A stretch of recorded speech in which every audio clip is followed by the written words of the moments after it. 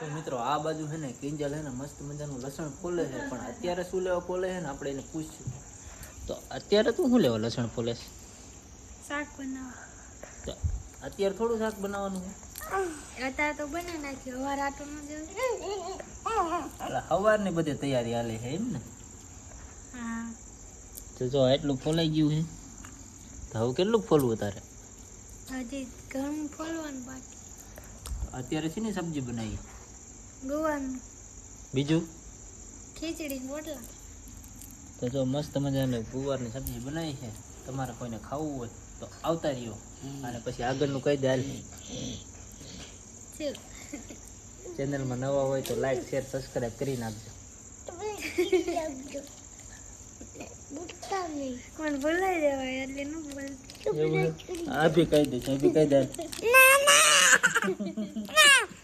Surprise કરવાનું કહી દે. Surprise કરવાનું કહી દે. ફોલો કરો.